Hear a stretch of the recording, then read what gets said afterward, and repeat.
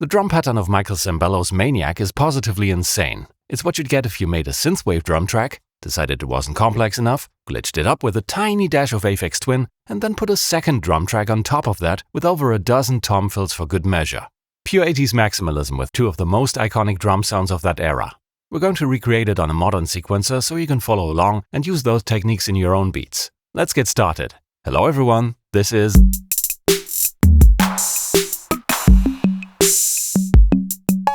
155.2 BPM. Perfect for an intense workout.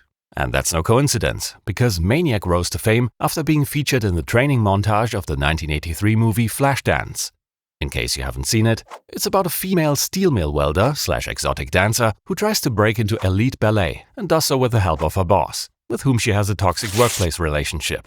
It's basically a music video that forgot to end. So let's start building up this drum pattern sandwich. First up is the legendary Linn drum. Kick, snare, cowbell, hand clap, side stick, and closed hat. The foundation is super simple. Kicks on every beat, snare on the 2 and 4,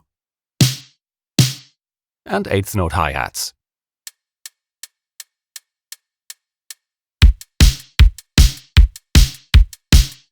As you can see, the pattern consists of only 8th notes. The even steps are all empty. And since we're going to need 2 bars of this, we can kill 2 birds with 1 stone. We can just leave out the spaces and program the pattern without them.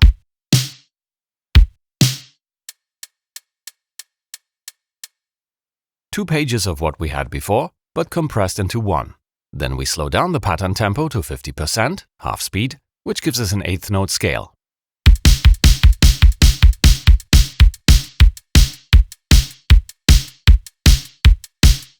Same result, but no more Swiss cheese holes and 2 bars fit neatly onto one single page.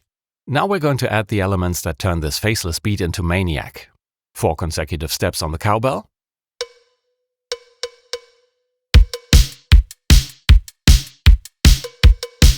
and 2 of those get note repeats, triple substeps or 3 repeats across 1 step. That's the same as 48th notes if you don't take the tempo multiplier into account, which is the case on pretty much any sequencer.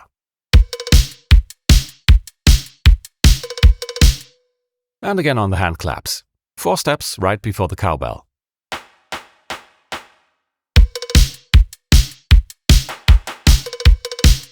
But this time we'll add quadruple substeps, which results in 64th notes.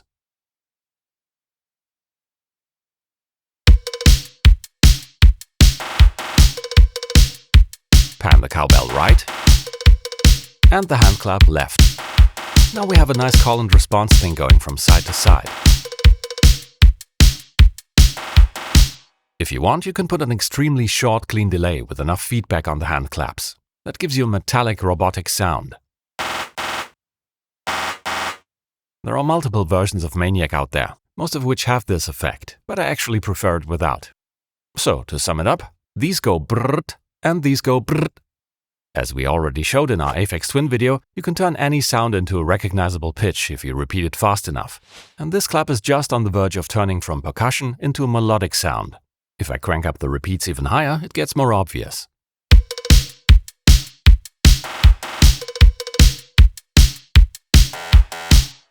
But quadruple substeps are perfect for the hand claps. That puts them right in the uncanny valley between drum hits and synthesizers. So, how did they accomplish this very modern ratcheting on a drum machine from the early 80s? Well, when it comes to programming rhythms, the Linn drum was actually very flexible because it didn't have a step sequencer. You had to live record everything. So I imagine they just turned the tempo down, chose the appropriate error correction setting, punched in the notes like this, and then cranked the BPM back up. In case you have an actual Linn drum, let us know if this works for you. Just a quick update. We contacted the co-writer of Maniac, Dennis Matkowski, and he actually answered. He confirmed that our assumption is correct. He slowed the machine down, punched in the notes, and sped it back up. There you go. That's all. By the way, the Linn drum was the first sequencer to offer quantization and swing.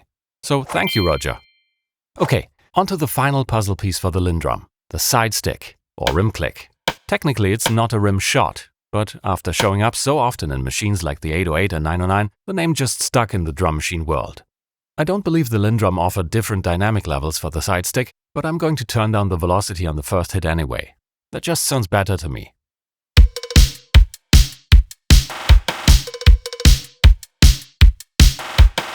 There's a part in the song where the snare drum is tuned down by a few semitones. And who doesn't like being slapped in the face by some super crunchy low sample rate drum hits? I'll put that down-tuned snare sample on a separate track here.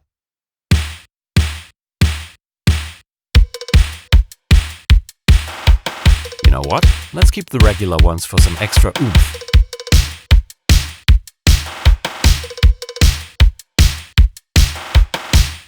By the way, the drum tuning was the only sound shaping parameter available on the Lindrum, so it isn't really difficult to get the sound of the Lin part right with any Lindrum samples you can grab. You can just pitch them up or down. Just remember that the Lindrum is not the Lin LM1. That was its predecessor. That's why the Lindrum is sometimes incorrectly referred to as the LM2. However, when it comes to the second drum machine we'll be using, it's much harder to get the sounds right. Well, technically the Simmons SDS-V isn't a drum machine, but a drum synthesizer. It's that electronic drum kit with hexagonal pads you felt like you saw everywhere in the 80s. We've got a snare and 3 toms. Note that the low and high tom each have a pretty long decay, and they're panned to the sides, which allows us to do these classic 80s sweeping tom fills across the stereo panorama.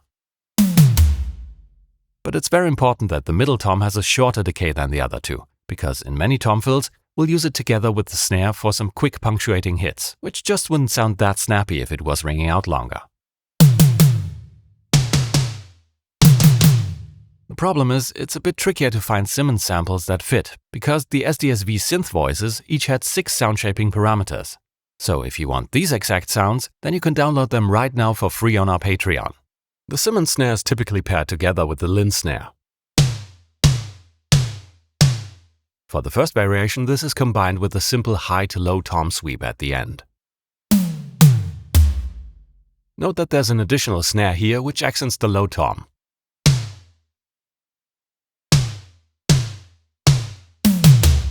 I really like how the Simmons SDS-V complements the Lindrum by adding this synthetic downward frequency sweep to the mix. Have a listen.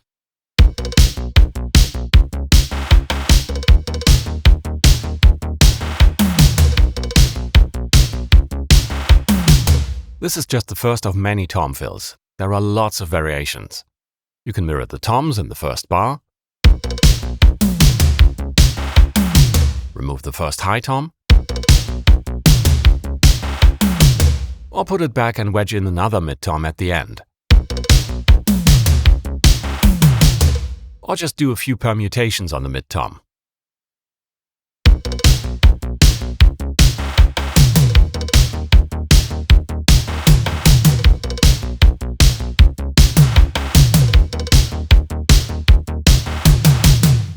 Right now the snare has 2 layers, Lin and Simmons. Let's go completely over the top and add a third one.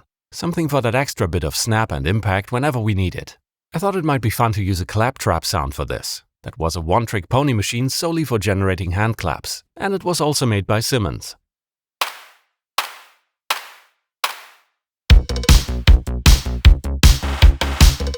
Sounds very nice already, but listen how the feeling of the hand claps changes as I shift them to the left via microtiming and make them a little early.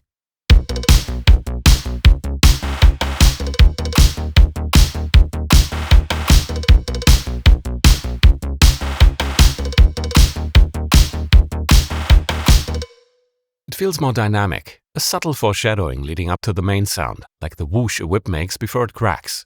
In the intro, there's yet another layer of toms. At first I thought they were Lin toms, but those don't really ring out long enough. Instead I tried to dial in some more Simmons SDS-V sounds, and those were actually a pretty good match. The first bar of the intro gets only mid-toms, a bit less velocity on the first hit. The other bars lead with the low tom.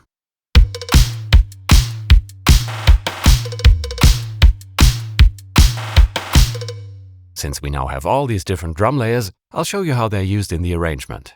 From the very start, the drums are firing on all cylinders. The intro has the Lindrum foundation, the SDS-V tom fills, the bonus hand claps, and the extra toms. But we can't keep this up forever. We need to strip things back to make room for new elements in the mix. So when the synth arpeggio comes in, we take away the extra toms and hand claps. When the vocals come in, we take away the Simmons tom fills. It's a very basic concept, but pretty effective. You successively take down layers and reduce the complexity to make room for new stuff, and then later build it back up again. This also works on a more granular level. The ratcheting Lindrum hand claps, for instance, are removed before the chorus to increase tension. And whenever you need that extra bit of drive on the snare, just add the Simmons hand claps. Before we start the end jam though, there's one more trick Maniac has up its sleeve. A pickup, or anacrusis.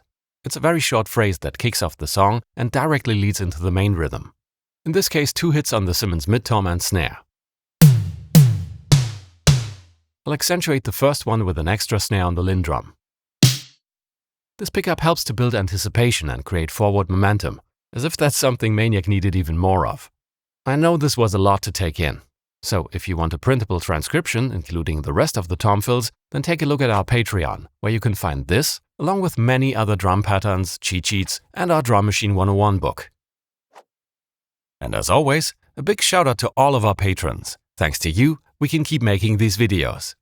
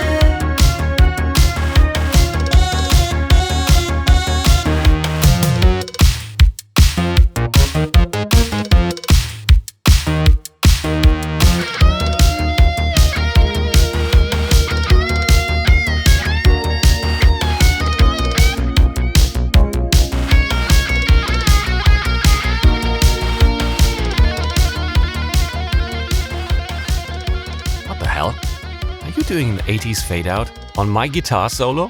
The guitar tapping is the best part of the solo. I have one single melodic part in this end jam, and that's what I get. Oh, real cheap. Now you're also fading out my voiceover. You didn't plan a proper ending, did you? Beep, Bunny.